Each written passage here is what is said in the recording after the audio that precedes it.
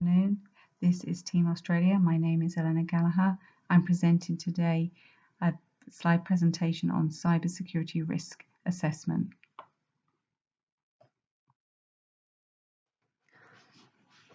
Authentication. Authentication is the steps that are taken to ensure that an individual or individuals are who they claim to be. The factors come in different forms and can be simple to more extensive types.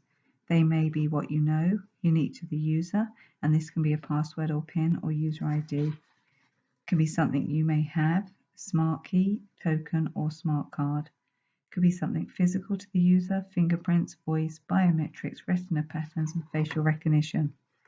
Examples of authentication are simple factor authentications, primary, simplest form, a PIN, single ID, secondary factor authentication, which actually resolves 80% of breaches and can be prevented just by having 2FA. MFA, which is multi-factor authentication, which is the most sophisticated method. 2 or more independent access controls, i.e. ID, PIN, and fingerprint. API keys, which is application programming interface.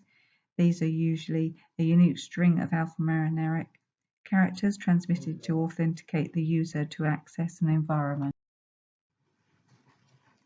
Authorization is the steps that are taken to ensure that an individual or individuals are allowed to have access. Either the user has or does not have access to a given environment. The factors surrounding authorization are that it is user-based. Every application requires a level of security. Discretionary access, which means access can be restricted, or a group or individuals. Inheritance. Control is segregated and can only be accessed if the object exists in this environment. Administration privileges are control domains. For example, verifying and confirming a person's ID and passwords through authentication. They are critical for web environments. There are various methods: access control lists, ACLs, URLs, access control, and secure object methods. Access control is a security method that controls who and what can use or view resources within a system. It is an essential model that minimizes the risk to unauthorized access to assets within an environment. Access controls maintain integrity, confidentiality, and availability of data. They protect from logical and physical access control mechanisms that may compromise the value, sensitivity, consequences of loss, or compromise, and may be for legal requirements. Types and access controls. Role-based control, RBC. This is access based off the user's group permissions and user is part of a group. Mandatory access control, MAC. The operating system puts restrictions on users or user groups. Attribute-based access control. Access rights are through policies. Identity-based access control, access through passwords. Discretionary access control. Owners or administrators set rules around who has access. Decentralized methods. Rule-based access control. The system administrator defines the rules for access. Best practices following these privileges restrict access to only those that really need it or actually use it. There should be recovery plans in place and duties should be segregated. When we consider vulnerability, vulnerability is a result of a flaw, weakness, or error, such as misconfiguration in the security environment that allows an attack that potentially would allow somebody to gain access to our systems to steal or exploit from them. The factors relating to vulnerability in a system are from technology, software vulnerabilities such as SQL injection, memory corruption, misconfiguration, data exposure. The network environment, users gaining access to areas of IT system that they should not, user browsers that are hijacked. There are also people, that's human errors, deliberate or accidental threats and social engineering. Policy guidelines and standards need to be maintained as threats are continually evolving and processes change as resources and assets change. How do we mitigate these risks? Through training, education, ensuring the right skill set of resources are in place, procedures and standards and guidelines that support people and systems, monitoring and best practices, and ensuring there are suitable frameworks. Attack vectors is a way in which cybercriminals gain access to a system without having the rights to do so and exploit the vulnerabilities.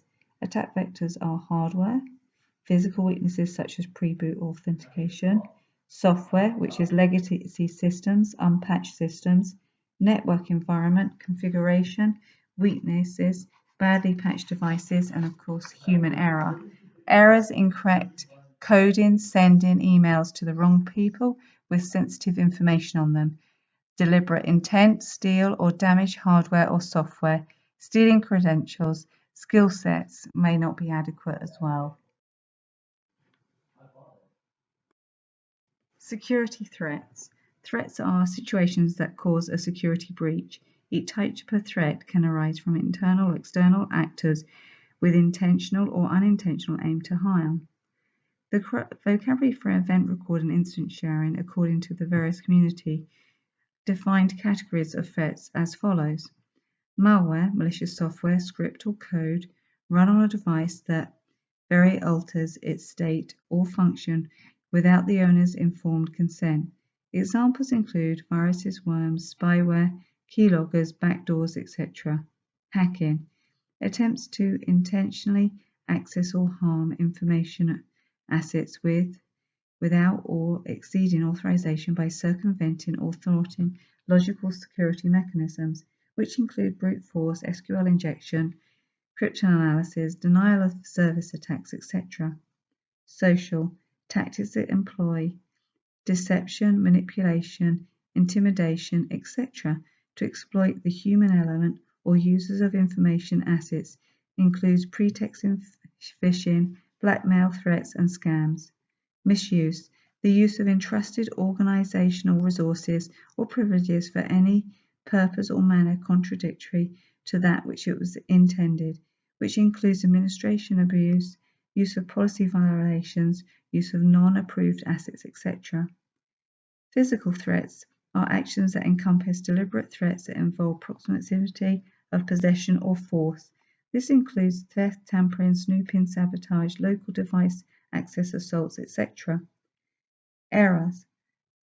Broadly encompasses anything done or left undone incorrectly or inadvertently, includes omission, misconfiguration, programming errors, trips and spills, malfunctions, etc. Environmental. These are natural events such as earthquakes and floods, but also hazards associated with the immediate environment or infrastructure in which assets are located, power failures, electrical interface, pipe leaks, and atmospheric conditions. Attribution analysis is the process in which you take to identify these threats and track and understand motives for the attack. These attacks are successful when there is vulnerability in the system. Every cybersecurity situation will leave a trail, and these come in three ways. There's always a point of origin, specific detailed device, online persona, or individual organization that engage in activity. There are key indicators such as tradecraft, which is the frequency, infrastructures and how the attacks, what servers and networks they use, malware or malicious software, intent, and indicators from external sources. This slide explains the vulnerability matrix. And the vulnerability matrix is a matrix that shows vulnerabilities in various categories.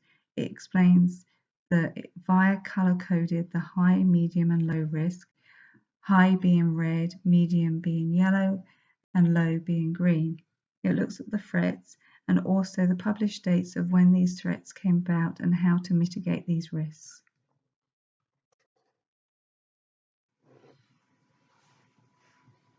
When it comes to vulnerability and threats, the final slide is just recommendations on how to protect hardware and software, policy, and against human factors.